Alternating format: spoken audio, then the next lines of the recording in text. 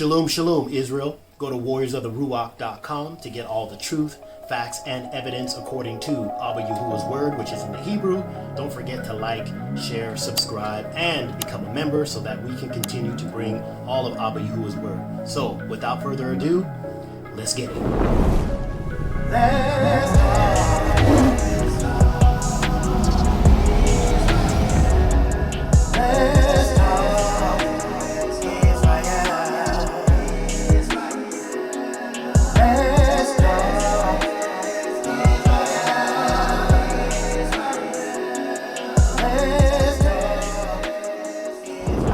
But just understand that there are consequences to our actions. And when we choose that option, or to choose to take the right to go against the speed limit, or to go against what we know is the right thing to do, or the stated law that we should abide in, then we understand that there are consequences. And so with that being said, it's the same way when it comes down to believing. You know, it's all kind of beliefs out there. You talk about Hinduism, Judaism, Christianity, Buddhism, Confucianism. Then there are many different beliefs, and we have the right. We have that option to believe what we want to believe. And so I guess what I would say about that is that if you believe that there is a Heavenly Father, a creator of all things, then you understand that He has an established word and commandments and statutes for people to abide by. And of course, we can choose to either abide by those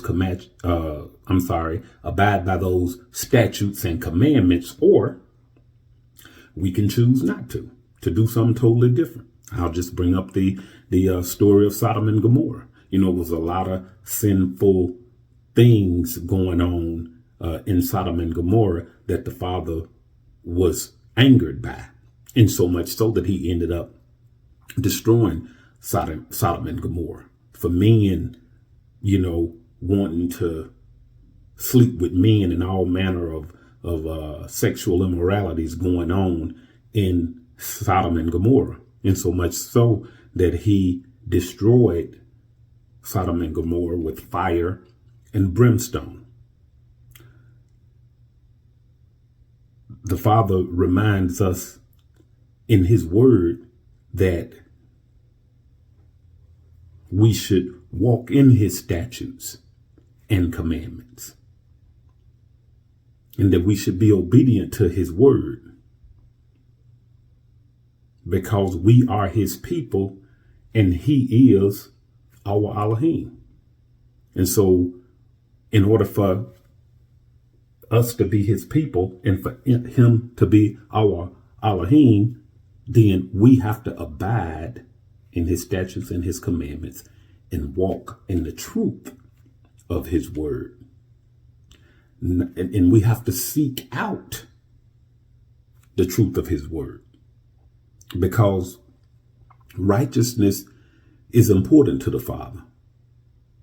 And it just brings me to a verse here that I'm looking at, and it's in Isaiah 46, and it's verse 13. And it simply says that I bring near my righteousness, and it shall not be far off, and my salvation shall not tarry, and I will place my salvation in Zion for Israel, my glory. And when He say His Israel, He talking about His people, His son, because He said in His word that Israel is my son, even my firstborn. And so He said that I bring near my righteousness, it shall not be far off, And my salvation shall not tarry, and I will place salvation in Zion for Israel, my glory. And so it's important for us not to operate in our own righteousness and not feel like we have the right to do whatever we want to do,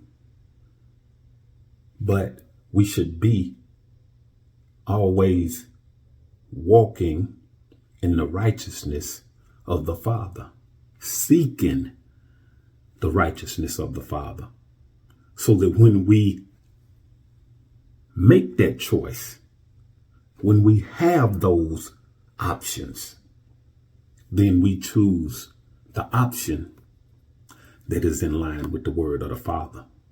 So that was just one of the thoughts that I had today, and I didn't want to be before you long, but I did want to share something with you that had been on my mind, and conversations that I have with people when I'm talking about the truth and walking in the truth of the Father. Then we have to understand that our Heavenly Father is a righteous Elohim. His judgments are righteous. And he expects for our decision making, the things that we decide to do, to be rooted and grounded in righteousness. So when you say you have the option to believe what you want to believe, just make sure that what you choose to believe is in line with the word of the Father. And if you don't believe in the word of the Father, and if you don't believe that there is a Heavenly Father, then this message is not for you. Hey.